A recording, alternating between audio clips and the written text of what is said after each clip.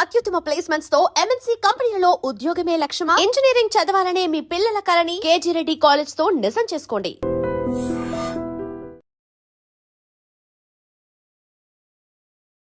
తెలంగాణ రాజకీయాల్లో ఏం జరగబోతోంది, ఏ పార్టీ ఎలాంటి స్టెప్ వేయబోతోంది, చాలా ఇంట్రెస్టింగ్గా మారుతున్నాయి.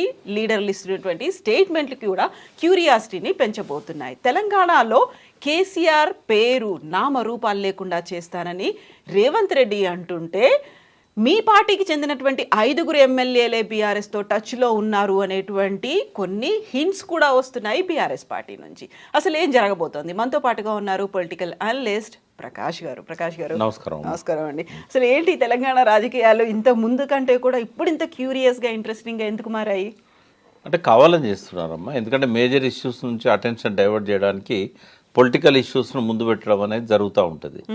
అంటే రేవంత్ రెడ్డి ప్రయత్నాలు అయితే చేస్తున్నాడు, బట్ ఘోరంగా ఫెయిల్ అవుతున్నాడు. ఇప్పుడు ఆయన ఇప్పటివరకు ప్రామిస్ చేసిన ఇవి కూడా నాట్ ఈవెన్ 10% ఫుల్ఫిల్ చేయలేదు. అందులో ప్రధానమైనది ఏంటంటే దాదాపు 65 లక్షల కుటుంబాలు, రైతు కుటుంబాలకు ఆయన ఇస్తానన్న ఖరీఫ్లో వేయాల్సిన రైతు బంధు ఇప్పటివరకు పడలేదు. సరే, 42 లక్షల కుటుంబాలేమో రుణమాఫీలో ఉన్నాయి. అందులో 28 లక్షల కుటుంబాలకే రుణమాఫీ ఇచ్చినట్టుగా వాళ్ళే చెప్తున్నారు.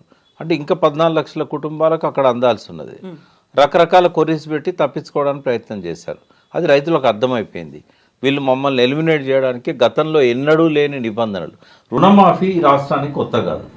వైఎస్ రాజశేఖర రెడ్డి అప్పటి కూడా రుణమాఫీ చేస్తూనే ఉన్నారు. అదే కాంగ్రెస్ పాలనలో కేసీఆర్ గారు వచ్చినాక 2 సార్లు రుణమాఫీ చేశాడు.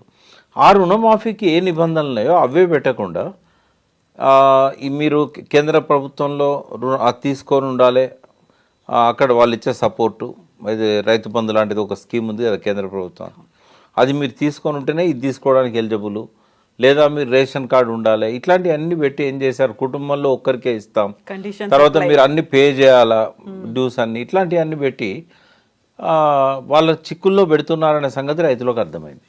రెండవది ఏంది, ఖరీఫ్లో ఇవ్వాల్సిన రైతు బంధు ఇప్పుడు రబీ స్టార్ట్ అవుతుంది, ఈ రోజు వరకు ఇవ్వలేదు. ఇస్తాడన్న ఆశలు కూడా లేవు. ఎందుకంటే పెన్షన్లే వేయలేకపోతున్నాడు. పెన్షన్ల దగ్గరనే ఇప్పుడు వాయిదాలు పడతా ఉంది. అంటే ఇటువంటి సిచ్యువేషన్ వచ్చినప్పుడు చాలామంది సాలరీస్ లేట్ అవుతున్నాయి, ఇంకా ఆయన ఇస్తాడనే నమ్మకం కూడా ఎవరికి లేదు. అంటే దీని నుంచి డైవర్ట్ చేయడానికి ఆయన ఈ పొలిటికల్ క్యాంపెయిన్లన్నీ తీసుకుంటున్నారు. బాంబులు వెళ్తాయి, అరెస్టులు, ఇట్లాంటివన్నీ చిన్న చిన్న వాటిని పట్టుకొని పెద్దగా ప్రచారం చేయడం. వాళ్ళకు కూడా కాంగ్రెస్ పార్టీకి సోషల్ మీడియా ఉంది. ఆ ఛానల్స్ అన్నింటిని కూడా ముందు పెట్టి వాటితో బాగా క్యాంపెయిన్ చేయించడం. ఇది మెయిన్గా డైవర్షన్ పాలిటిక్స్ అనేది నంబర్ 1. నంబర్ 2 ఏంటంటే అపరిపక్వత. అసలు రేవంత్ రెడ్డిని ప్రజలు ఎన్నుకున్నది కేసీఆర్ గారి కంటే మంచి పాలన ఇవ్వాలని కదా, ఒక మార్పు రావాలన్నారు కదా. మరి ఎక్కడ ఇప్పుడు ఈ 10 నెలలల్లో కేసీఆర్ కంటే మంచి నిర్ణయం తీసుకున్నది ఒకటన్ను ఉందా?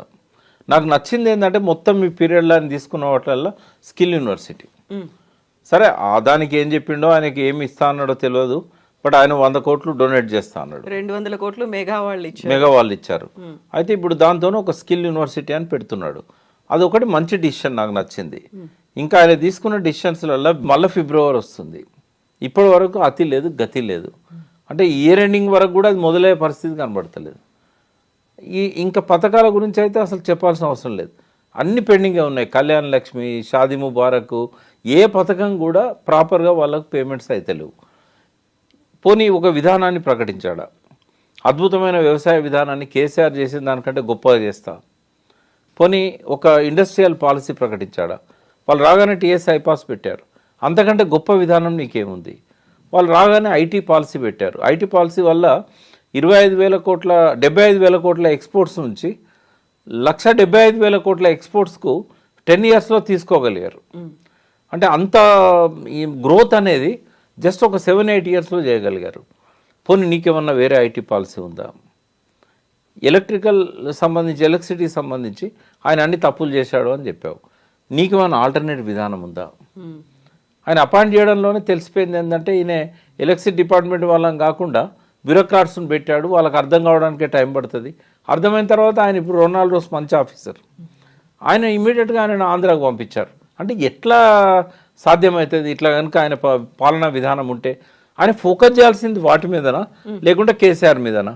ఇప్పుడు కేసీఆర్ ఏ తప్పు చేసిండో రేవంత్ రెడ్డి ఆ తప్పు చేయకూడదని మనం కోరుకుంటున్నాం.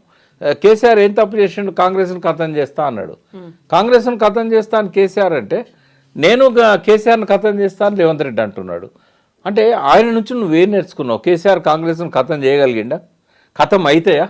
ఆ పార్టీని విలీనం చేసుకున్నా కూడా లెజిస్లేచర్ పార్టీని 4 నెలల్లో మళ్ళీ రైజ్ అయింది కదా ఆ పార్టీ. నువ్వే సాక్ష్యం కదా. మరి నువ్వు కేసీఆర్ను ఖతం చేయగలుగుతావా? చేస్తావా? కేసీఆర్ను ఒకవేళ నువ్వు 200 ఏళ్ళు ఎనుకో నడిపిండు, 1000 ఏళ్ళు ఎనుకో నడిపిండు అని నువ్వు చెప్పొచ్చు. కానీ ప్రజల మైండ్లో కేసీఆర్ చేసిన అభివృద్ధి ఉంది. ఆయన తప్పులను ప్రజలు క్షమించలేదు. ఆయన కొన్ని తప్పులు చేసిండు కేసీఆర్. అహంకారం అన్నారు, ఉద్యమకారణం పట్టించుకోలేదన్నారు, ద్రోహులను తెలంగాణ ద్రోహులకు గొప్ప పదవులు ఇచ్చాడని చెప్పారు. ఇవన్నీ కూడా ప్రజలు క్షమించలేదు కేసీఆర్ను. ఆయన బుద్ధి చెప్పారు, ఓడించారు. బట్ నీ పరిస్థితి, నువ్వు కేసీఆర్ కంటే గొప్ప పేరు ప్రఖ్యాతులున్న వ్యక్తివి కానే కాదు. కొత్తగా వచ్చినావు, చిన్న స్థాయి నుంచి ఎదిగినావు. నువ్వు ఆయన నుంచి నేర్చుకోవాల్సింది ఏంటిది? అట్లా ఖతం అయితే ఆ పార్టీలు, అట్లా వ్యక్తిత్వాలు ఖతం అవుతాయా? కేసీఆర్ ఒక లెజెండ్. తెలంగాణ విషయంలో ఎవ్వరు ఏమన్నా కూడా ఆ క్రెడిబిలిటీ కేసీఆర్కే కదా ఇవ్వాల్సింది. సోనియా గాంధీ ఇవ్వచ్చు, బీజేపీ సపోర్ట్ చేయొచ్చు. కానీ కేసీఆర్ అనేవాడు ఉద్యమాన్ని మొదలుపెట్టకపోతే, ప్రజల లోపల భావజాల వ్యాప్తి చేయకపోయి ఉంటే, శాంతియుతంగా దాన్ని 14 ఏళ్ళు నడపకపోయి ఉంటే వీళ్ళందరూ ఎందుకు సపోర్ట్ చేసేవాళ్ళు, ఎందుకు ఇచ్చేవాళ్ళు? అంటే అటువంటి ఒక లెజెండ్ను ఖతం చేయడం సాధ్యమవుతుందా? అంటే అది పిచ్చి ఆలోచన కాదా? ఇటువంటి వాటితో పేపర్లలో హెడ్డింగులు నింపడం, ఇటువంటి వాటితో మీడియాలో సెన్సిటైజ్ చేయడం, అసలు విషయాన్ని పక్కదారి పట్టేయడం. ఆయనకు తెలిసిన విద్య ఏంటంటే డైవర్షన్ పాలిటిక్స్. మరి ఈ రకంగా ఆయన పరిపాలన ఉంటే ఎన్ని రోజులు ఉంటాడు ఆయన? నేనే అన్నాను ఒకసారి మీ ఛానల్లో, రేవంత్ రెడ్డి రైజ్ అయ్యే మనస్తత్వం ఉన్నాడు, పరిస్థితికి తగ్గట్టుగా ఎదుగుతాడు, 10 years ఉన్నా ఆశ్చర్యపోనక్కర్లేదు అన్నాను. ఇంకా 10 months ఉంటాడు అనేది నాకు సంశయం. పరిస్థితి అట్లా ఉన్నది ఇప్పుడు. సో కేసీఆర్ని కేటీఆర్తోనే అడ్డు తొలగించుకున్నాము, ఇప్పుడు బావని బావమరిదితో అడ్డు తొలగించుకుంటాం, ఆ తర్వాత హరీష్ని ఏం చేయాలో మాకు తెలుసు అనేటువంటి ఈ స్టేట్మెంట్లు కూడా. అంటే ఇప్పుడు కాంగ్రెస్లో సమర్థులైన నాయకులు 1-2-3 ఉండొచ్చు, కానీ టీఆర్ఎస్లో చాలామంది ఉన్నారు.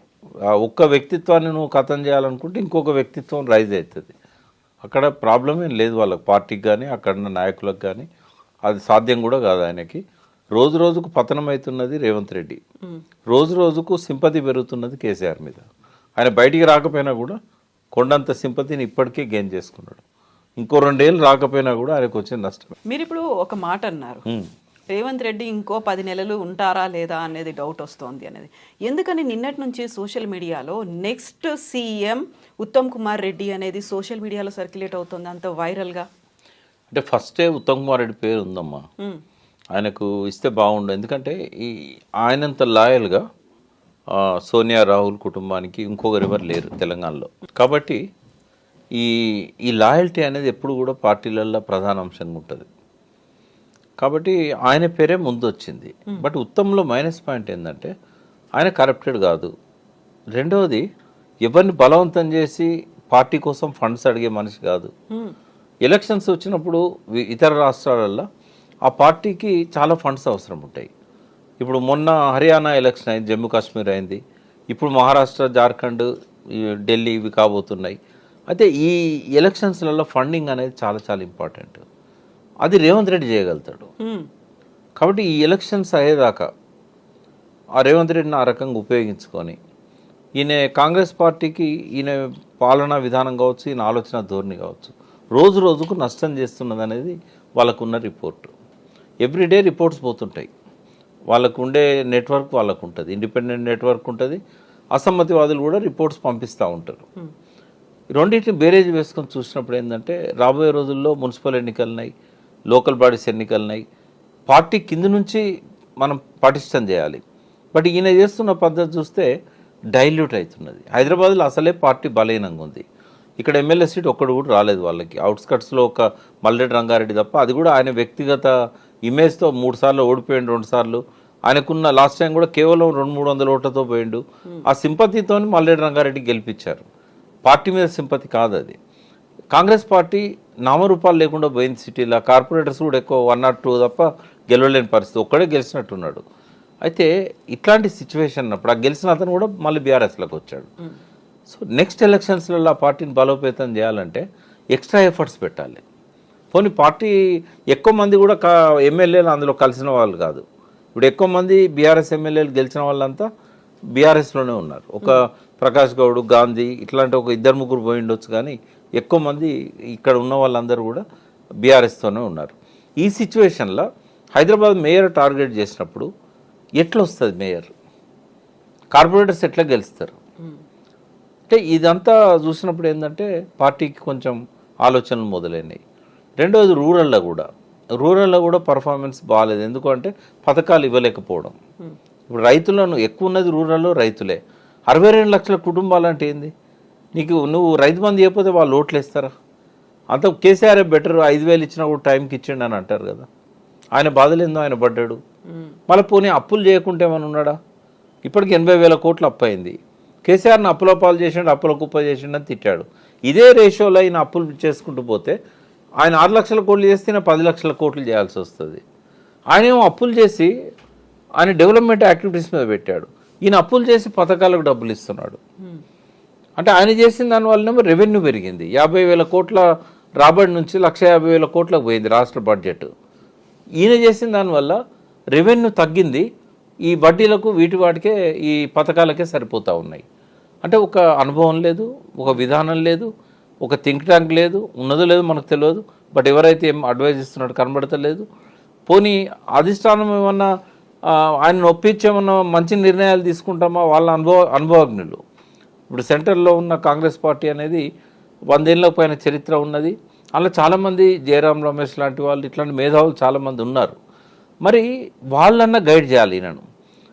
ఇంకోటి ఇండిపెండెంట్ సీఎం కానే కాదు. ఏ డిసిషన్ తీసుకోవాలన్నా కూడా ఇప్పటివరకు కనీసం కార్పొరేషన్ చైర్మన్లను పెట్టే ఈ అధికారం లేదు ఈయనకు. ఇప్పుడు 10 నెలలు అయినా కూడా క్యాబినెట్ ఎక్స్పాన్షన్ చేయలేదు. అసలే మంత్రివర్గంలో తక్కువ మంది ఉంటారు తెలంగాణలో. ఉన్నదే మొత్తం సీఎంతో కలిపి 18 మంది. అందులో 6 వేకెన్సీలు పెట్టాడు. అంటే దాని అర్థం ఏంటంటే is not an independent CM. He cannot take his own decisions. మరి ఇట్లా ఉన్నప్పుడు ఎట్లా ప్రజలకు నమ్మకం వస్తుంది? పార్టీ ఎట్లా బలోపేతం అవుతుంది? మరో పక్కన 2-3 వర్గాలు కొట్టొచ్చినట్టు కనబడుతున్నాయి ఆ పార్టీలో. వాళ్ళు ఎప్పుడు ఎటు జంప్ అవుతారో తెలియదు. ఈయనకు ఉన్న మెజార్టీ ఎంత? 5 సీట్లు. ఏది ఏమైనా జరగవచ్చు కదా.